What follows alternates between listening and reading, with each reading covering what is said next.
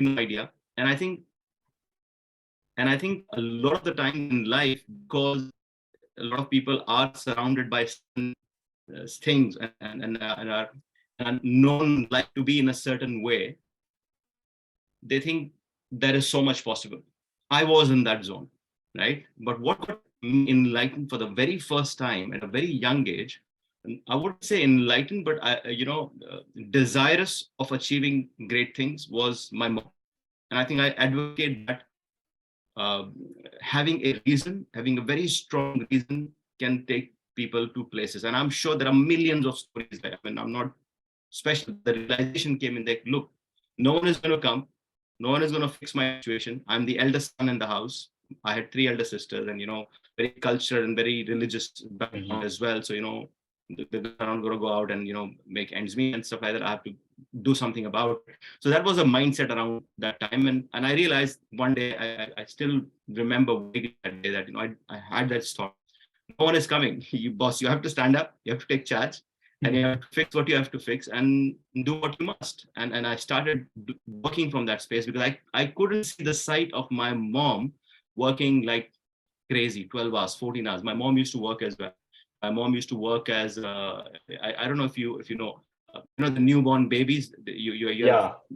woman goes to massage the newborn babies and Yes, yes, and yes. the mother as well. So she used to work as a daima, we call it. Okay. Oh. And yeah, so she used to work long hours every single day, come back, cook food for us, and do things. And it used to be a very painful side. And that actually drove me to think beyond my current reality, to think beyond what is it that I need to do to go to the next level.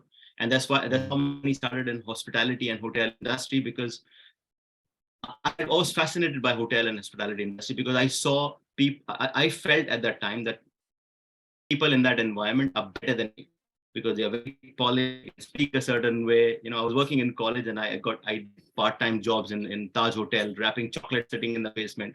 So I got really fascinated by their environment, by people coming in there, MF Hussain walking barefoot, and then, Azharuddin coming in the spa and sitting there and talking. So I saw success. I saw people better. And I'm not saying as human beings, but in a better environment, in a, monetary success, this, all of these things. So I said, I want to do something better to fix my situation. And that's how I started my hospitality industry journey. And one thing led to another. I did a lot of things. If I go in details, this whole podcast will be very less. I've done a lot of small odd jobs and everything, right? But that led to me coming into travel industry and hospitality industry. And because I was hungry, curious to learn, to improve, I didn't have the language. I couldn't speak English. I forget about speaking English. I could hardly speak because I was very shy, very reserved, right? But then, as I said, one thing led to another, and I ended up in cruise ship industry, and I loved traveling the world. I did that for 12 years. And one day I woke up and I said, I don't like it anymore because I have rose through the rank. Look, I've really worked very long and hard. And I think I love the idea of work, and that's why I don't get tired with anything that I do. I think, I'm not boasting about myself, but that's my reality. So I love the idea of working, right? And I want to do something, and I want to consistently create something or impact, do something or the other, right? So getting the raise in my ranks in hospitality industry, working next to the general manager in hotel industry of the ship, I realized that, look, I've reached a point where there are very less spots, like, the pyramid, right? When you keep going higher up on the pyramid, there is only one seat on top. And for you to have that seat maybe you can relate to the corporate world, managerial ranks, maybe you can relate to any other industry that you are in. And the more you rise through the ranks, you realize, oh, you know what? I don't have to work much. I have to manage more and work less. Right? I just have to poke finger. I have to just poke finger in other people's work. Hey, you're not doing this right. Hey, you're not doing this right. I didn't like that. There was no intellect challenge. There was nothing to solve for me majorly.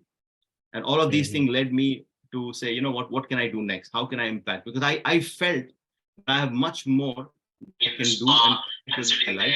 So I saw success. I saw what how can I impact? Because I don't have to work much. I have to manage more and work less. Right? I just have to figure. I have to just poke finger. Yeah, you're fine. No, it's all right.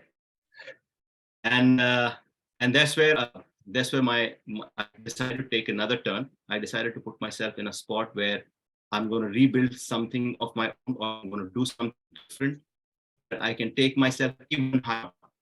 And that's why I started exploring what can I do, what business can I get into, how can I impact, how can I serve? Because I know if I'm able to serve people with some product or service, I can create success. The more people going to be touched by my product, service, my work, the more successful I become. Right. So I learned a lot of philosophies, a lot of ideas along the journey of exploration of what can I do. Every single day to study, read, understand. Then I introduced to Mr. Anthony Dobbin. Then I came across Mr. Arfeen Khan, and so many great human beings around the world. And one day I was sitting in this seminar of Mr. Arfeen Khan, and this is where my journey started as a coach and as That's really great, Irfan, and I also relate to many things which you told us, especially about your initial struggle, because what you realize, I would say, if I compare myself, you realize it at relatively at a very young age. To get into this, I would say, as earlier teaching used to be a noble profession. I would say today coaching is a very noble profession. Because here we are impacting lives, we are helping people grow, and we are not giving advice, we are helping them overcome their challenges and taking responsibility of themselves. And I also had a initial struggle, but I realized everything at the age of 58 after I hung up my uniform, having fully served in the army. Then I wanted to start my second innings, and that is how I came and came into this. And when I joined this community, I realized had I got the access to this 10 years earlier, my life would have been totally different.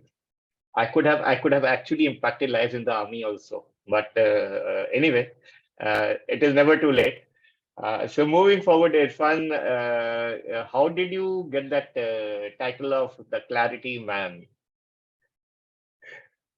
interesting. So I was. This is. I had absolutely no idea, right? What I'm going to be doing in this industry, how my journey is going to be going on for the next, whatever number of years I'm going to do. So initially, when I started, I used to call myself a breakthrough and a growth strategist, right? Which I also didn't have clarity of what does it mean. I was focused on helping people in the corporate world, and I'm still helping a lot of people in the corporate world, and I would love to help more people in the corporate world as well. But I was not clear as to what am I offering them, what am I helping them with. But then I realized, the very first seminar that I've done, right? When I joined Arfeen, I did own work in my own seminar as well, and I started. So there was this guy come in my seminar. Okay. I had met him in a coffee shop, and I told him that, hey, look, this is I'm doing my seminar, everything. So he said, I want to come. I want to talk about you because you really helped me out. And he went on the stage, and he spoke for about a couple of minutes, but everything that he said was around clarity. Okay. He said, when I spoke to Irfan, everything became clear. Everything became absolute crystal clear. And I realized. And then I was having a discussion with Mr. Arfeen Khan as well. He said, you are the clarity man. I said, yes, I am the clarity man. Right? So that's how the clarity man was birthed. Even when I saw other videos as well, when I was listening to earlier testimonials, people talking about me, they said, you know what, it's very articulate. He put in words to weight pictures, and he's helped us put the exact thing that we really wanted, or we already wanted, but we didn't knew we wanted this. It came together as a picture. So I knew there is some sense of it, because it's not about the words, it's about your identity. It has to surface of what you really are, who you really are. It will surface. Now, how you take it up and how you articulate it to your audience or to your people, to like if you're talking about your own branding and own positioning, you have something in you. You already have. Right? Yeah. You have passed through that post a number of times, but maybe you've not seen it. But it's there, it's present. Someone need to just say, hey, listen, this is the point. noticing. Right? That's how it came about. Okay. And so when I joined this committee and when I heard you for the first time, and you were introduced as Mr. IIrFann Noorani, the clarity man, and I was actually I had no clue what exactly clarity means in the sphere of coaching. Because we in the army, clarity had a different connotation. Yeah, you have to be clear about what you have to do. You have what are you. But later on, Absolutely. as I got into the system, I realized that the both clarity is same for any kind of any area you're working, any field you're working, any profession you're working. It is about having clarity as to what you want to do, how you want to do, and then thereafter you need to have somebody to keep you on track. That is where I think I could understand where you and I come into play.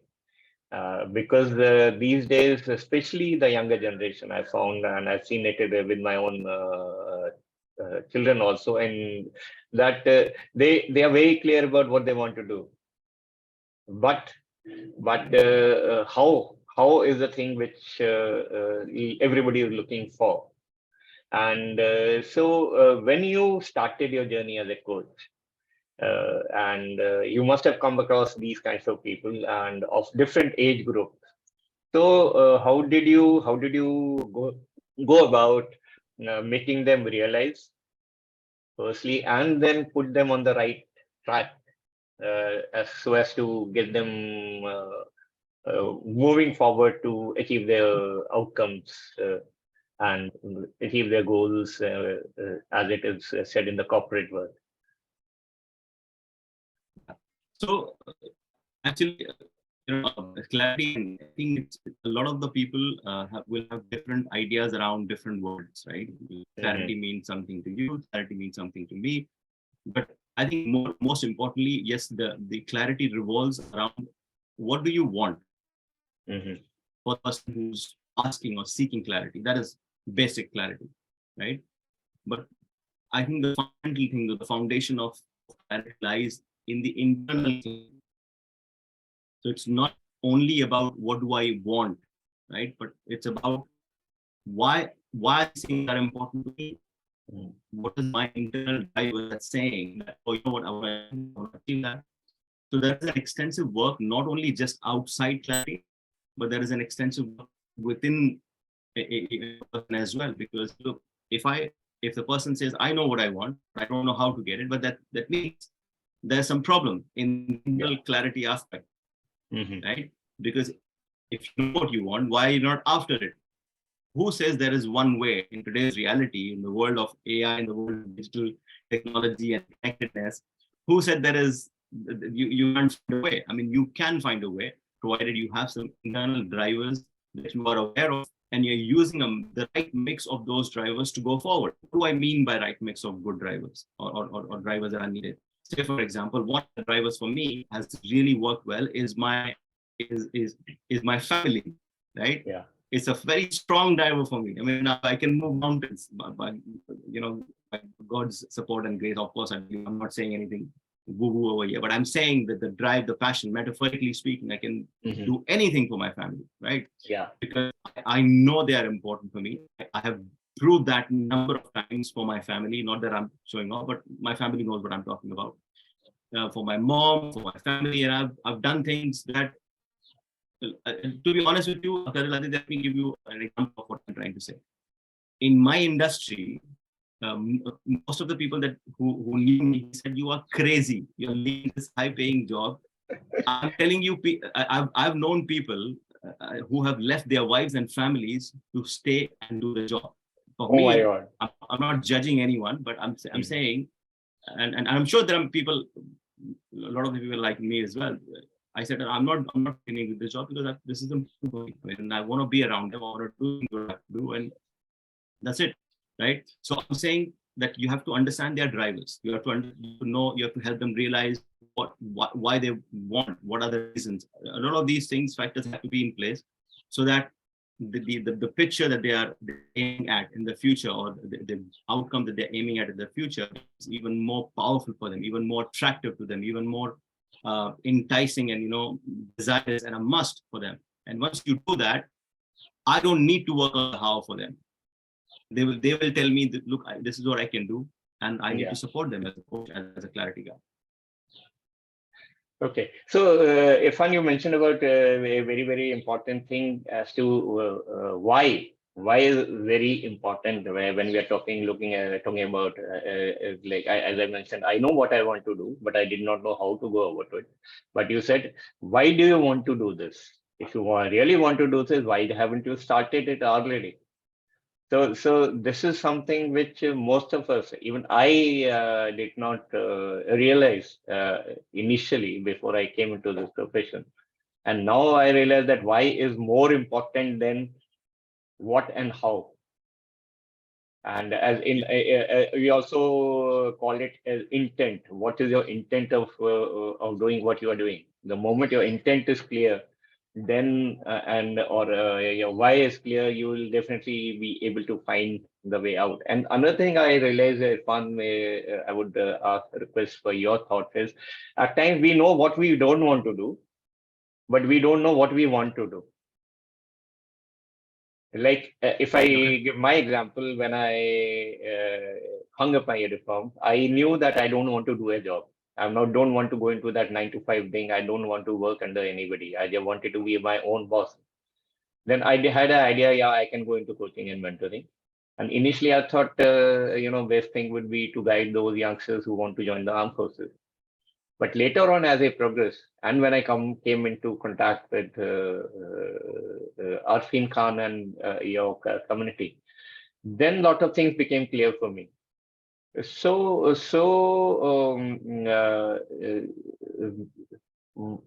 do you think it is very important for people not only to be clear about what they don't want to do, but what they want to do, and as you rightly brought out, why they want to do? Why is the most important thing for us to look at? Absolutely. See, I'm a big advocate of why. You have to have a why. Otherwise, why are you doing it? I mean, what's the point? Yeah. Now, yes, I think, let me give you an activity or exercise like on those lines. What you just mentioned. A lot of people know what they don't want to do. Yeah. But there are a lot of people who don't know what they don't want to do as well. Yes. So whatever category you are in, if you sit down and write down, start with what you know. Say, for example, you know all the things that you don't want to do. Just write down everything that you don't want to do. Yeah. Right? Everything that you don't want to do, and write the opposite of those things, of what could be. Right? And see what is most attractive to you, and start with that. So you wrote a list of 10 things that you don't want to do. Write down the opposite of it. Right? Yeah. What could be a potential opposite of it? Potential. It's not going to be an exact answer. It's not going to be. But whatever you at least find something that you like, and you can start with 2 or 3 things, right? And if you know what you want, then hooray, you know what you want. Write down. Maybe you have too many things that you know you want. Like for me, I had this challenge, and I'll tell you that coaching is also my how, the path, and the why as well. And I'll explain what I'm trying to say. Okay. So in the grand picture, a grand scheme of things, I wanted to impact lives, bottom line. I wanted to do something in terms of, because of a lot of these great leaders who have inspired us, I want to do something in my own unique way, maybe make and impact millions of lives. That was my idea. Yeah. Because I know if I do that, money, success, everything comes as a byproduct. Yes, right? Of course, I want to run my family. I want to take life to the next level. All of these things, which are because we are human beings, and I love that. I love for my family, right? Not for myself as much, but for my family. And in this grand picture, I was looking like someone would say, I don't have the clarity. So I didn't have the clarity of how I'm going to execute, but I knew I wanted to execute impact. And that's the reason why I started searching. I didn't knew I want to be a coach, by the way, right? And I was looking for this. I was looking for ideas. I had this idea, that idea. I would start connecting with this. I did entrepreneurship from the best of the institute in India, and non-entrepreneurship. I connected with a lot of amazing, great minds in the entrepreneurial world as well. right? And of course, I help a lot of corporate people who want to start something of their own as well to do the transit, because I did that for myself. So I explored a lot of things before coaching. I had an idea as well of the business that I started executing for making a startup. It was a beautiful idea. But I quickly realized I need more hands to execute that idea, because that's a scalable idea. I need connection, I need people, because I can't do it by myself. Then my question changed in the process of finding the how. My question changed in the process of finding how. What do I need to do, or what profession, what work do I need to do that is not dependent mainly to, again, with a lot of people, it majorly depends on me. I love working, no problem working for 12 hours. That is a good take for me on that answer, right? I can work 12 hours if I have to, but majorly things that depend on me, I can produce, I can control the results, and I can improve the results. And that's how I stumbled upon in the seminar. And the good part, I already had this seed of me being this in the stage, because I was already inspired by some great speakers, leaders around the world. And I wanted to do something on those lines as well at some point. Right? Now, the route could have been entrepreneurship, successful entrepreneur on the stage. The route, but that was not meant to be. The route was meant to be how came about that I go into coaching, become a person of value, great value for the society, for the community, and then I may end up building 20 businesses as well. The route, you understand, the GPS, maybe you when you're looking at one of the routes, something is blocked, you have to take a diversion. So you have to be open to that. So the grand scheme of things, this is my how. And my why as well, I'm impacting lives, and I'm doing it for my family. So everything comes together when you look at it, when you think it in a certain way. And I think at times a lot of the people listening out there, and a lot of people out there, they say they don't know what to do, but probably they're unable to connect these dots. I'm good with that. I know I'm good at that, right? So when you're able to connect these dots, it'll make sense, because you have to go forward. There is no other way, right? Absolutely. So you also brought out another thing is the how. You said how you connect. Connecting the dot is another very, very important thing which we need to realize. And you gave this example of GPS. Yeah. So GPS, when we feed the location where we want to, it gives us alternative routes now, and it also suggests which is the shortest and the fastest route to you. And as you mentioned, the moment you come against some roadblock, automatically the route gets diverted or gives the alternate route. And so that means you not only do you need to clear about the routes that you have to take, and like in the army, we used to talk about flexibility. So you would also need to be flexible enough to adapt yourself to the changing circumstances, and rather than the physical flexibility, the mental flexibility is very, very important here. Because if I am rigid, if I say that I have to do the things my way only, I'm not going to listen to anybody, even if there's somebody is giving me a good, better suggestion, a better idea. But if I'm fixated to that my idea is the best, then I'm not going to reach anywhere. That is another thing where you and I as coaches come into play. And so Irfan, can you also shed a little bit of light on why it is important for us to know who we really are? That is, I think, is the starting point for anything. I think the contentment, the happiness, the state of balance can only be achieved when I'm aware of a lot of things about my own self. And I think it's a constant pursuit. I'm also on a constant pursuit, constantly learning something about myself, about some of my patterns, which have been ingrained at a very young age, probably, right? Because from 0 to 7, you are simply like a sponge, absorbing knowledge, patterns, areas, because I have to learn these for my survival. And a lot of these things could be fear-based, could be doubt-based. I don't know. There could be a lot of limitations for those patterns that we have, right? So you have to constantly evolve. You have to constantly grow and be aware of yourself. Because if something that you really want to achieve, if something is not you're not where you want to be, then there has to be something that needs to change. And the change could be that fact, the change could be that idea that you already had, right? And it's really crucial for you to self-analyze. Of course, you take feedback, you take guidance, okay, from someone who has done the job, someone who has reached the top of the peak, if you want to go there, right? And you listen to those people, not everyone, of course, right? And again, get involved in coaching. Like, we help you because we don't advise. I mean, although this is the discussion of myself and your ideas and my ideas, but when when we coach, we don't tell you or impose an idea. We help you ponder upon a thought. We used to ask certain powerful questions to yourself, right? That oh, you know what? Maybe this could be the answer, or maybe this is the reason why. And that really helps you to learn about yourself. And I think every successful human, it's fair to say, have had these realizations along the journey, and that's how they have pivoted or changed certain aspect to go where they're trying to go. Yeah, that's why it's really, really important. Yeah, Irfan, you mentioned very important things. Two important, I realized. One was about asking questions, and second thing you also told about realizations. So these two things are interconnected. When I ask myself questions, I will also come up with realizations.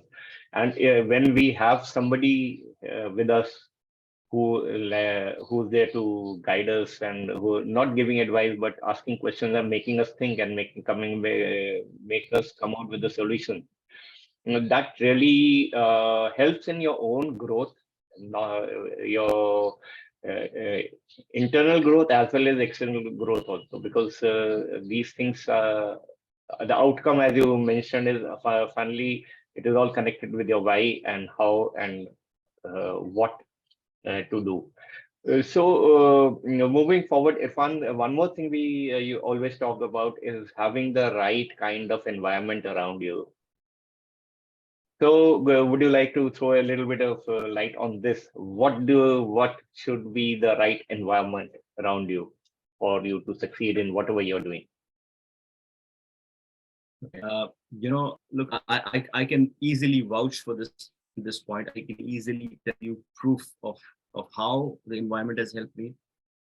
My fascination for that hotel environment was the first environment, right? Where I grew a lot, because look, I was living in a very small house, in a place where people don't speak language English, have a different mindset, scarcity mindset, and I ended up in an environment where there is success. I saw successful people. I was in close proximity to a lot of people. I used to have a quick word or two with some really successful people as well, working at the reception, working in the cake shop. I saw a lot of successful people. Now, the environment is so crucial. I had studied this as well a little bit, because I wanted, as a coach, as a person of, speaker, coach, we study as well, through books, this, that. And I came across this word called unconscious assimilation. Unconscious assimilation. So when you are in an environment, okay, look, we are limited by our senses. Whatever is happening through our senses, we are understanding those things. But there is something beyond as well. When you are in a certain environment where there are people, different energies, and you're successful, they have different ideas, you're bound to have something brushed on you, on your mindset, on your maybe observed behavior. Like, your mind is constantly processing thousands and millions of bits of information. We are only aware of the thing that you and I'm aware of your blue shirt, and I'm focusing on your blue shirt or your head nod.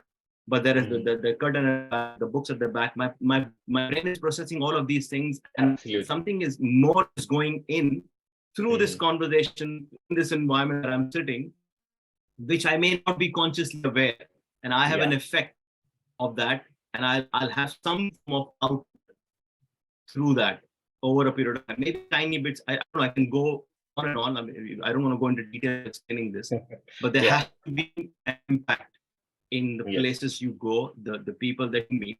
And I am a product of that, because I used to work there. My mindset opened up. I said, oh, this is also possible. I realized, oh my God, this successful human being who came just to the hotel and I just shook hands, he also comes from a similar background like myself. Absolutely. Right. And that's a powerful reference for my mind saying, oh, Irfan, there is hope. So what come from a place called Dongri, where, in a certain limited environment, there's hope. And that is exactly human beings. And that's the reason why when we work as we give you guidance, like, I've written 5 books, I've given some profound stories of possibilities because people have no idea of the possibilities. And, one of the things that I, metaphorically speaking, I do with people, work with people, I remove their possibility blindness because they are blind to their possibilities. Yes. Because I don't have a reference. I have no one in my environment talking about $5 million business, right? I didn't have anyone in my environment growing up saying, hey, listen, you can do business. I had people talking about work. I had people talking about life is hard. You have to go, you have to work full time, you have to work 8 hours, you have to, go there, buy some cheap stuff for the house. Otherwise, close by is too expensive. There's that kind of conversation. So that became my reality. But when I changed my environment, when I connected with successful people, by the way, I'm not meant to be interviewed by a guy like yourself. I look at you as a very successful individual, served in armed forces, raising a successful family, all of these things. I in my head, in that young head of mine, I would say, oh my God, I would never be able to sit and have a conversation with Colonel Aditya. Who am I? Right? And by the way, I'm sure I was keen to pursue, Air Force as well, Indian Air Force, but didn't happen. Again, limitations, challenges, all of these things. But I'm happy that I'm sitting here, you asking questions and stuff of, and it's a beautiful thing. Similarly, each and every one out there, my mission is to help remove people's possibility blindness. Because once once you're able to forget about clearly seeing or clarity, only if you're able to see, that is a seed that can grow in your mind and you can reach places. That is what has happened with me. And that's how I ended up in the world. People say, how did you do it? You traveled the world and you got paid. Why? Because the seed was sown. I knew it's possible. Something there, something more is there. So I always, not that I'm not content and I don't have the gratitude for what I have, but I always seek those seeds that will tell me, say, hey, there is more. Plant the seed. There is more. Plant the seed. And I keep looking for that. So you mentioned about possibility blindness. The moment we are able to remove that possibility blindness, automatically clarity will come out. Yeah. So that's what I'm saying. Yeah. So that's a very, very powerful realization for me, Irfan, while having this conversation with you.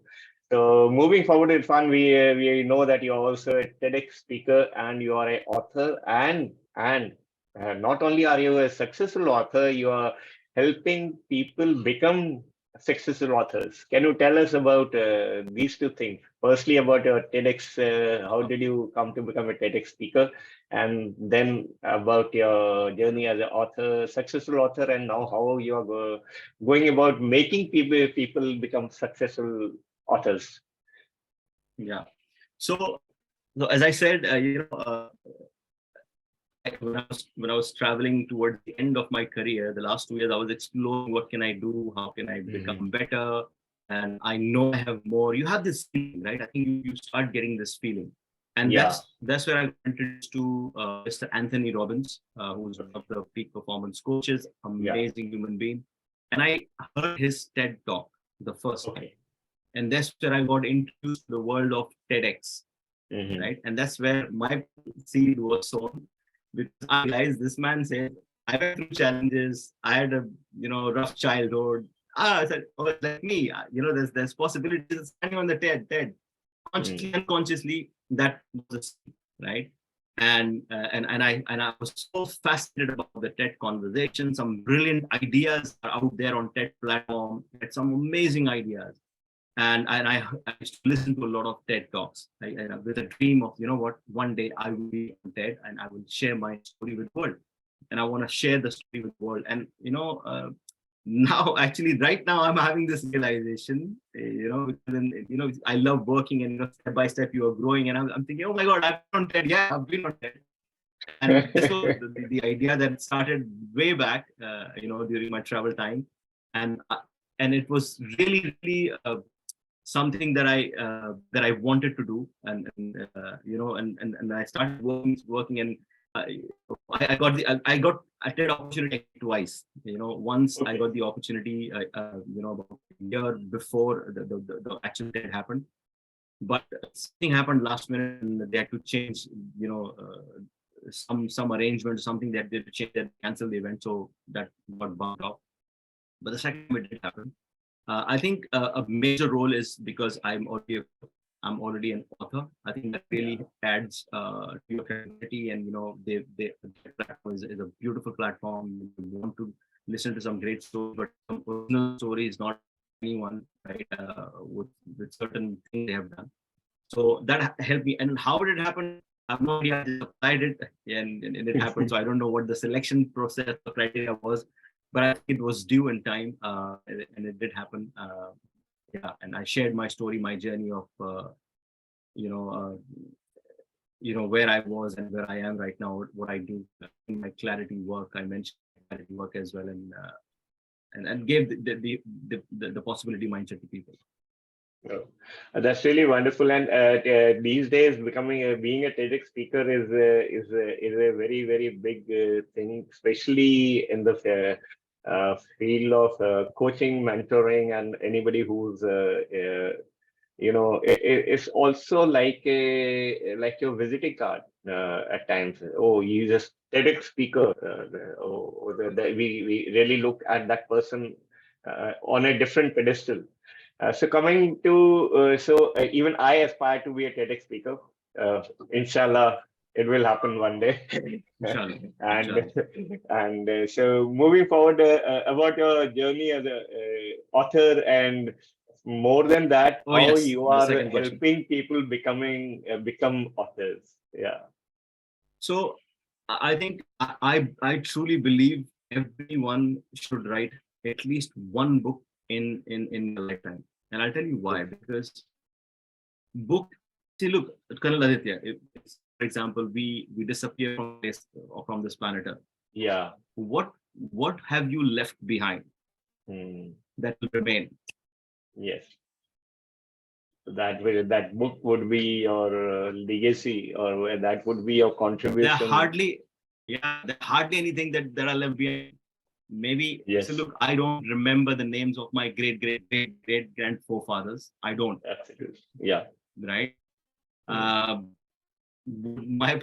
my children down the line, would they remember? I don't know. Maybe yes, maybe not. Absolutely. I don't know how far, right? Mm. Your houses, your property. I don't know. The government changes, it's dismantled, whatever, right? But your Mm. book, when you give a piece of what you really are about, your ideas, your knowledge, your expertise, whatever you put in the book, right? It'll remain for a very, very, very long time, right? I think they in US have this system where they take all the printed books and put it in a bunker or something, and then they'll remain Mm. for a very long period of time. So book, I think, is part of your legacy. That's a very beautiful and an amazing reason to write one.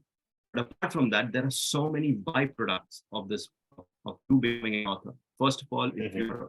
if you're someone in a job, you write your expertise in the book, Mm. because there's so much information that you have gathered through experience, real life Yes, experience, right? Not absolutely. written in a textbook.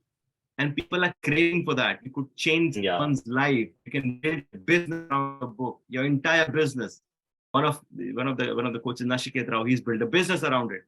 Dining Yes. etiquette. He wrote a book, and he is now selling a course worth 1 lakh.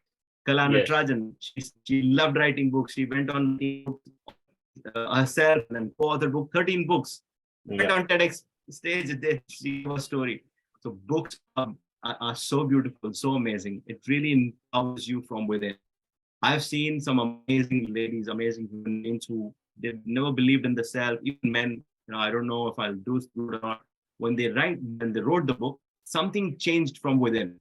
The internal value matrix, I use this term, internal value matrix changed. It grew. They said, oh my God, this is possible. So what are Mm. some of the other things that I was thinking not possible, but they are also possible because I now have Yes, the proof. absolutely. Remember, Yeah. remember the possibility blindness, removal of possibility. This is one of the proof. of removing the possibility blindness. I can see now this is the proof. And that's the reason I love writing books. I'm actually writing another 2 books actually. One is around sales. The other one, sales one is already done long back. But I was waiting at publish it by the time I may publish it soon. The other one is your escape plan. How to build businesses going 9 to 5. That's the title. Wonderful.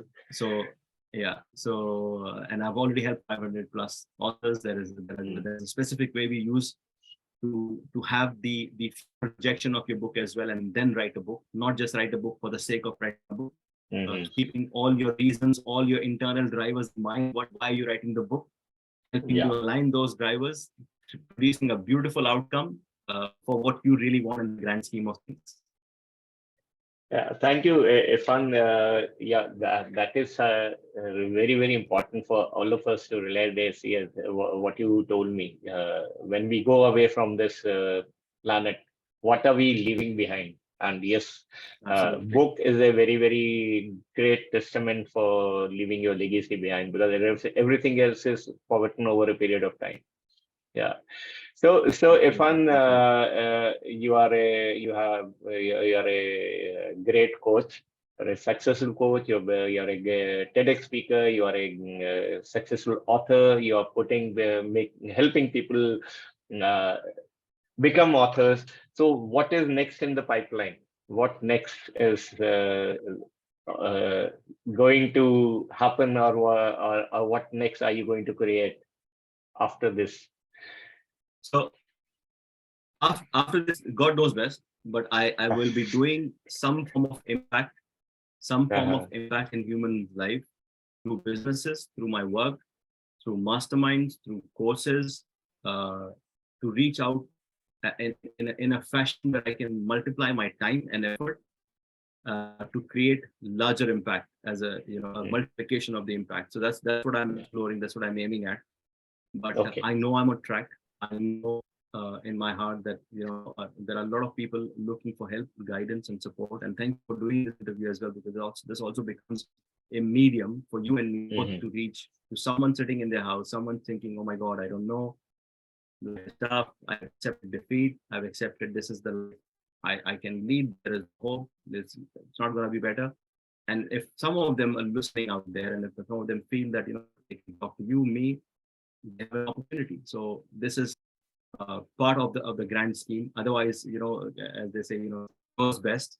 We're going to still plan. We're going to still have the clarity. I truly believe in his wisdom as well, and he helped me to connect the dots. And I'm sure even going forward, there are great things to be able to do and reach out to many of the people. My mission is to reach out to at least 10 million people in the next 3 years, through social media, through works, minds, anything combined.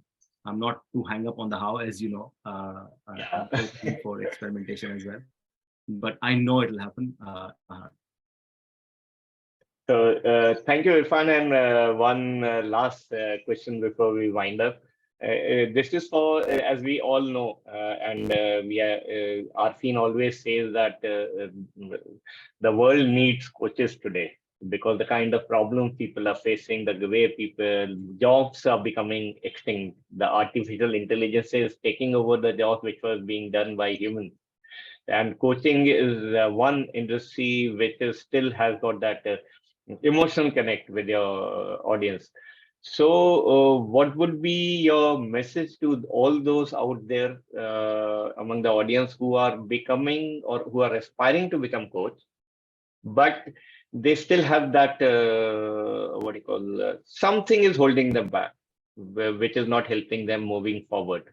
So what would be your message to those aspiring coaches? Okay, so I think again, I always look at much larger picture as to, let me give you an example.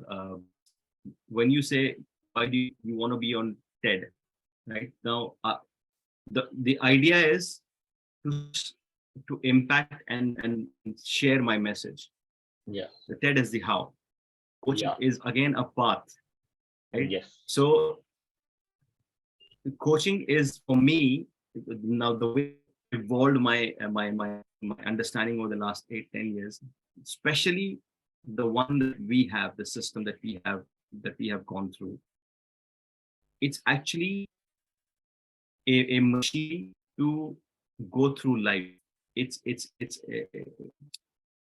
a system to go through life to become successful, right? If you have to say a universal version of how to lead the best possible life, that is what we have, by the way. That's how super powerful that the work that we have. I'm not talking about any other coaching, not coaching in general.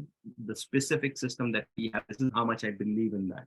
Because if I know a system or a machinery that can help me with anything in life, whether be it a challenge, whether be it building a business, whether be it aiming for success, whether be it guiding my kids, whether be it nurturing my family, whether be it fulfilling the dreams of my family, whether be anything that I want to do, if I have this machinery that tells me, okay, step 1, step 2, step 3, step 3, have you considered these things?